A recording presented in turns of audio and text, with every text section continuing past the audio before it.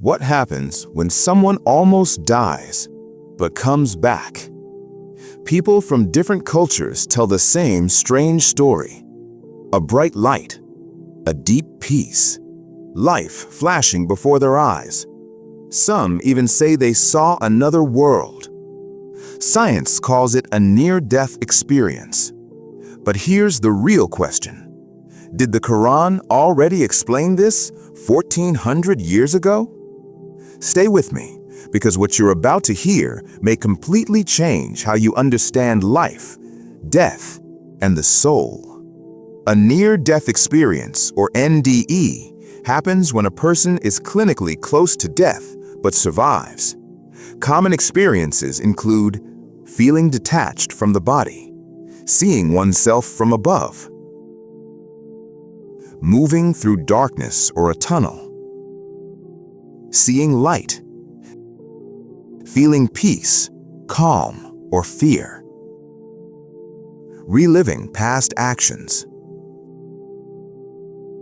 Doctors often link this to the brain, oxygen loss, or chemicals. But there's a problem. People from different countries, religions, and ages describe very similar experiences. Even children who never heard about NDEs report the same patterns. So, is it just the brain, or is something deeper happening? The Quran makes one thing very clear. Humans are not just bodies. Allah says in Surah Al-Isra, verse 85, "They ask you about the soul. Say, the soul is from the command of my Lord, and you have been given little knowledge." This verse tells us two things. The soul exists separately from the body.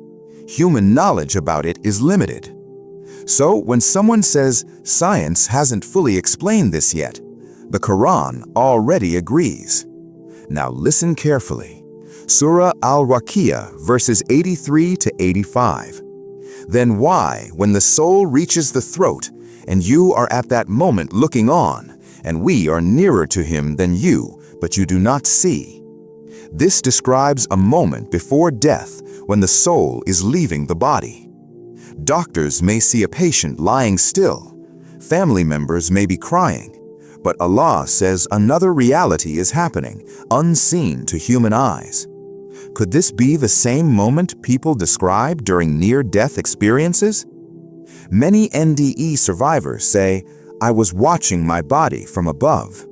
The Quran says in Surah Al-Zumar, verse 42, "Allah takes the souls at the time of their death and those that do not die during their sleep." This verse tells us three things. The soul can leave the body. Death and sleep are connected. The soul is taken, not destroyed.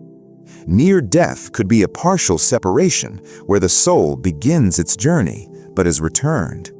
That would explain why people remember the experience. One of the most shocking parts of NDEs is the life review. People say, "I saw my entire life in seconds. I felt the pain I caused others." Now look at what the Quran says. Surah Al-Zalzala, verses 7 through 8. "So whoever does an atom's weight of good will see it, and whoever does an atom's weight of evil will see it." This is not just about Judgment Day. It shows that actions are recorded and seeing them is possible. Near-death experiences may be a preview, not the final judgment. Some people feel peace, others feel terror. The Quran explains this difference clearly. Surah Al-Anfal, verse 50. "If only you could see when the angels take the souls of those who disbelieve, striking their faces and backs." And Surah Fusilat, verse 30. "Indeed, those who say, 'Our Lord is Allah,' and remain steadfast, the angels descend upon them, saying, 'Do not fear and do not grieve.'" Two different outcomes, two different realities. Near-death experiences may depend on a person's faith, their actions, their inner state. The Quran already warned us of this. Islam teaches a concept called Barzakh. Surah Al-Mu'minun, verse 100. and behind them is a barrier until the day they are resurrected. Barzakh is the world between life and the afterlife. Near-death experiences may happen at the edge of this barrier before crossing fully. Once crossed, there is no return. That's why not everyone comes back. Many NDE survivors say, "I was told it wasn't my time." The Quran supports this idea. Surah Al-Araf, verse 34, "When their time comes, they cannot delay it, nor advance it by an hour." Life and death are timed. Some souls are returned as a warning, a reminder, a second chance. And many people who had NDEs change their lives afterwards. They pray more. They fear wrongdoing. They seek purpose. That is not random. The Quran does not say NDEs are proof, but it does say death is real, the soul is real, and the unseen world exists.